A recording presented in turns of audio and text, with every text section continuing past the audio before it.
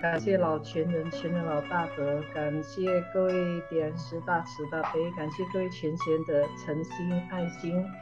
Terima kasih atas ketulusan dari para bijaksana yang Hoshe hormati, sehingga hari ini atas karunia yang demikian besar kita kembali berpeluang untuk bisa sama-sama belajar chapter ke-62 ini.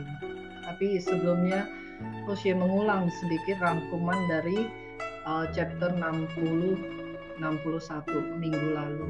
Kurang lebihnya minggu lalu itu adalah Lao Tzu beliau mengingatkan kita semua untuk bersungguh-sungguh membina dan mempraktekkan Tao. Karena dengan kita bersungguh-sungguh membina dan mempraktekkan Tao, kita baru bisa mencapai kapasitas sejatinya. Bisa mencapai kapasitas sejati, kita baru tahu yang mana yang benar yang boleh dilakukan dan yang mana yang tidak benar yang tidak boleh dilakukan. Dengan bisa paham secara keseluruhan, kita bisa unggul, kita bisa tidak terikat. Dengan demikian hantu, karma buruk ataupun dewa, mungkin leluhur kita sendiri, orang bijak pun tidak perlu merisaukan ataupun mengganggu kita. Para bijaksana yang Hoshe hormati, Hoshe pada ini, Hoshe ingin bercerita tentang satu kejadian ketika Wihara Pusat mengadakan acara waktu itu yang datang adalah Romo. Pada waktu itu banyak sekali yang makhluk-makhluk lainnya yang ingin mencoba untuk menerobos masuk dengan meminjam badan dari para peserta. Pada waktu itu Hoshe merasa ini terlalu mengganggu, ini tidak menghormati firman langit yang memang mengharuskan hari ini hanya mengikat jodoh dari Romo, bukan dari makhluk halus lainnya. Tapi karena ada satu penceramah yang mengizinkan tubuhnya untuk dipinjam, sehingga akhirnya yang lain ingin ikut-ikutan. Sehingga dalam kelas itu pada waktu itu hampir boleh dikatakan bergantian, mereka itu ingin ada yang leluhurnya datang, ada yang makhluk lain yang datang. Jadi Hoshe pada waktu itu sibuk sekali. Hoshe satu-satu Hoshe tarik keluar bawah. Hoshe kemudian mengatakan kalau hari ini mau mengacau, kamu harus orang ini yang dia pakai badan ini akan saya bawa ke dapur. Kerja di dapur, tidak boleh masuk kelas. Setiap kali dikatakan demikian, kemudian dijelaskan bahwa kelas ini bukan kelas untuk kita harus hormati firman-Nya. Jadi di dalam wihara ada kalanya kita memang harus berhati-hati, tidak sembarangan. Hanya karena merasa penasaran kita merusak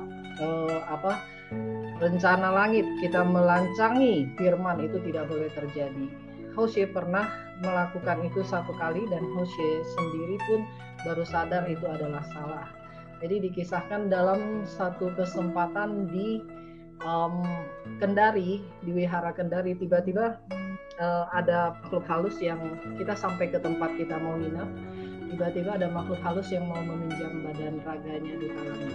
Duta Langit memberontak, tidak mau kasih, tetapi Hoshe, singkatnya adalah Hoshe merasa kasihan, kemudian Hoshe timbul pikiran bahwa kasihan sekali ya kalian ya, kenapa nggak mau ngomong saja, mau bicara saja, tidak ada yang mau minjamkan badan. Hanya karena pikiran sesaat demikian, tiba-tiba Hoshe lepas kendali. Hoshe merasakan ada rasa sedih yang nggak terkira, ingin nangis tapi nggak tahu sebabnya kenapa. Terus Hoshe baru tahu, oh ini lepas kendali, ini ada makhluk yang mau nyerobot. Ini bukan energinya Hoshe. Hoshe tahu pasti ini bukan energinya Hoshe. Terus Hoshe lawan dengan segala cara, dengan baca 5 perkataan suci, dengan kalau pada waktu itu belum berani galak ya sama makhluk halusnya. Kalau pada saat sekarang ini mungkin sudah bisa rada tegas, belajar rada tegas gitu. Enggak, ini enggak boleh gitu. Tapi kalau pada waktu itu belum berani. Jadi malah merasa begitu sudah mau dipinjam baru merasa ketakutan. Kayak wajah itu, pandangan itu kayak televisi yang kehilangan gambar itu loh, buram-buram begitu. Kemudian Hosea sampai di wihara itu, dari tempat nginap sampai ke wihara itu sama sekali pandangan itu kabur. Cuman antara bisa melihat jarak yang sangat dekat sekali, dan itu pun melihat punggung yang menjemput Hosea. Ketika pertarungan bukan hanya itu saja, sampai minum kongsa, sampai Hosea olahraga sendiri di atas, sampai kemudian sempat lepas kendali, menangis, tapi Hosea tarik lagi kendalinya, Hosea cuci muka, Hosea bahkan membasahkan kepala Hosea. Habis itu Hosea bilang nggak bisa, ini rombongan yang mau pinjam ini nekat sekali. Hosea juga mulai tidak suka dengan cara mereka, dan kemudian Hosea pamit dengan Tien Chuan Shi. Hosea pergi dari tempat itu, dari wihara. Ketika baru beberapa meter pergi dari wihara itu, barulah semua gangguan itu hilang seketika.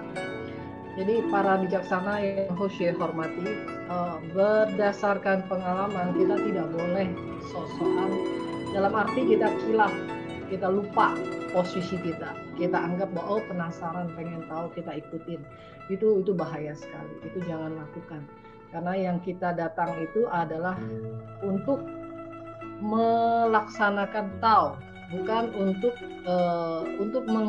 mengikuti perintah firman, untuk mempelajari, mengembangkan kapasitas sejati kita. Ada hal-hal yang tidak bisa kita begitu saja sembrono main ambil keputusan sendiri tanpa menghormati firman Tuhan, kehendak langit.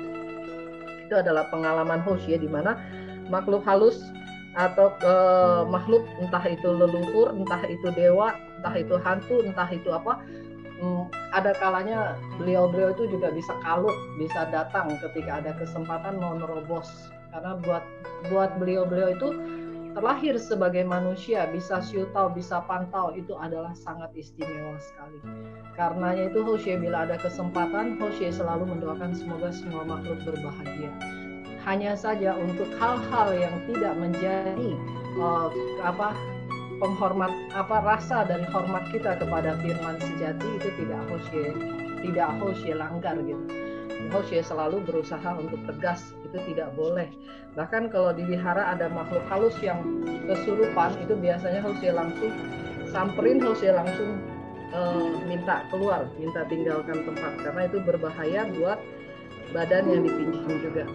Jadi kita sebagai pembina, bab ini menjelaskan kepada kita bahwa dalam membina ketuhanan kita tidak ada yang aneh-aneh sesungguhnya. Kita tidak punya kesanggupan untuk ke sana, jangan melangkah ke sana. Yang harus kita lakukan adalah kita betul-betul membina diri kita sampai kepada kapasitas sejati kita. Kapasitas sejati kita bisa melepaskan kita dari kita punya perangai buruk, dari kita punya karma, dari kita punya kebiasaan buruk, bisa benar-benar membebaskan diri kita untuk mencapai kearifan yang sejati, membantu umat manusia keluar dari penderitaan, dan kemudian membantu pelintasan bersama-sama, berkapasitas membantu pelintasan tiga alam. Itu tujuan terakhir dari pelaksanaan ketuhanan.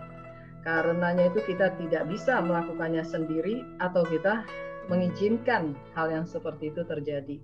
Gangguan-gangguan seperti itu bukanlah bagian dari kemampuan kita untuk mengatasi.